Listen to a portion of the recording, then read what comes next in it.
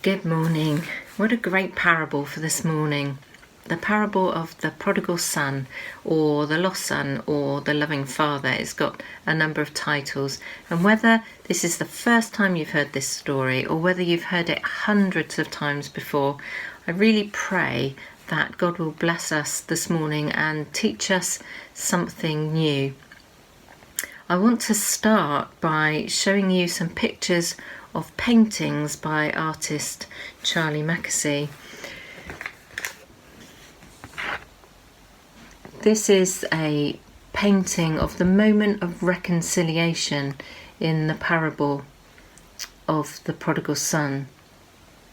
And after he'd painted it, Charlie Mackesy was worried that people might not understand what it was about, might not know the backstory, and so he wrote across his painting these words. I'm going to read them to you. This is the story of the prodigal son.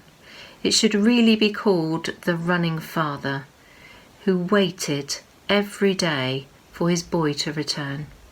The boy who had rejected him so badly, and finally, when he saw him from a long way off, his father ran to him and hugged him and kissed him. Luke 15.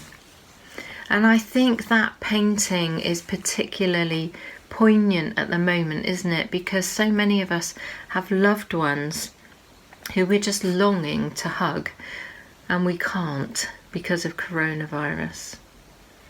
And just in case you're thinking that this doesn't apply to you because you're a daughter, not a son, Charlie Mackesy also painted this picture of the prodigal daughter.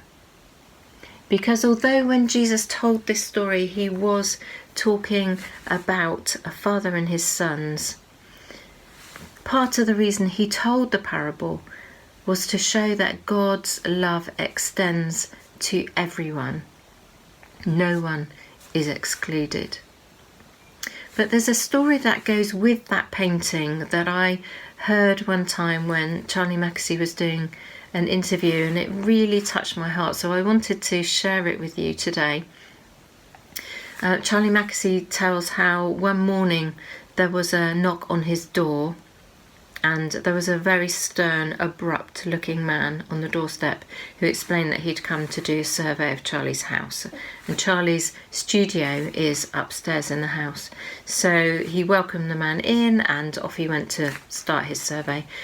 But moments later, the same man arrived downstairs looking very different. He was very pale and there were tears streaming down his face. And he turned to Charlie and he said, "What the heck is going on up there?" And Charlie was a bit confused. He didn't really know what he meant. And the man began to describe this painting of reconciliation. And so Charlie explained to him that it was about a parable in the Bible. And he thought it was going to be a great moment to share about God's love with this man. Instead of which the man turned to him and said, "I have a son who's 9 years old, and I don't think I have ever hugged him. I'm sorry about your survey. I need to go and find my son." And off he went, presumably to hug his son. And that got me to thinking about how during lockdown many of us have had more time to think and reflect about relationships. And just maybe some of us need to do a little bit of reconciling.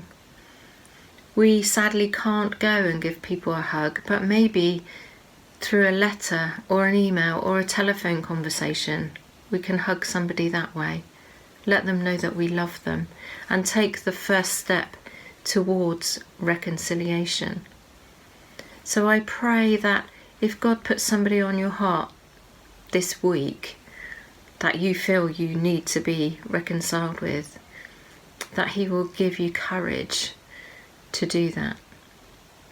And now just to spend a couple of moments actually in that parable, it seems to me that the two sons both miss the point. but in very different ways. They both miss the point that they have a loving Father who wants to lavish his love upon them, who has so much by way of resources that he wants to share with them. The eldest son misses the point because he thinks he has to work really hard. He feels if he could just do a bit more, if he could just be a bit better, then his father will love him more.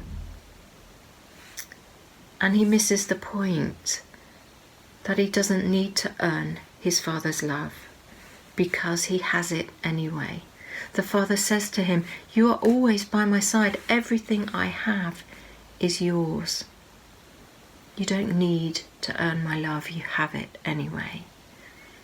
And then there's the younger son who really messes up. He messes up really badly. And so he feels that he can't possibly still be loved. He can't possibly still be called a son.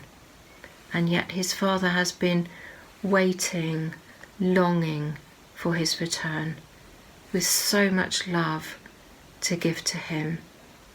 And in life, sometimes that's our story.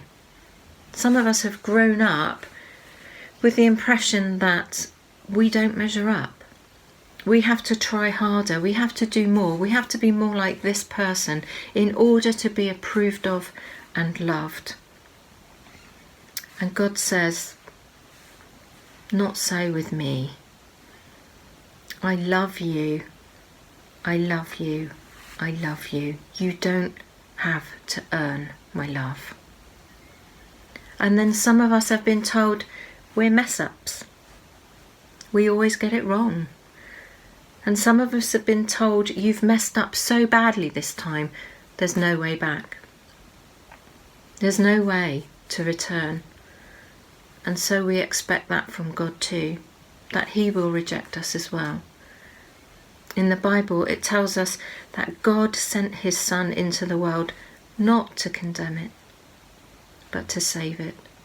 And the Bible also tells us that everyone who calls on the name of the Lord will be saved. There are no exceptions, no exclusions. We cannot earn his love. We don't deserve his love. And yet, he loves us anyway. I thought I knew this parable really well. Ever since I was very young, I've been taught about this parable, I've read it, I've listened to sermons about it, but a number of years ago I felt like God gave me a different window through this parable to his father heart. Our family were foster carers at the time, and we got a phone call to ask us to go to the hospital and pick up a 2-week-old baby who was quite poorly. And we thought about that and we felt we had capacity to do that, so off we went and we brought this little tiny poorly baby home. And the first few months were really, really hard work. But gradually she tiptoed into our hearts and our lives and became part of our family. And so 9 months later, when she had to move on to her adoptive family, we were absolutely heartbroken. And the days went by and mostly I just longed to hold her. Just longed to take her in my arms and hold her. And I thought of this parable. And I thought about the waiting of the father for his boy to return. And how hard that must have been. And how much his heart must have ached. And I realised that God's heart still aches. He is still longing for his sons and daughters to return. There are so many who live their lives away from his love. And he is longing and waiting for them to turn around and stop running away and run towards him, so that he can forgive them and love them and be restored to them and give them the ring of belonging. I don't know where you are in the story, but I really pray that if you've been trying to earn God's love, you'll know that you don't need to. He approves of you anyway. He loves you anyway.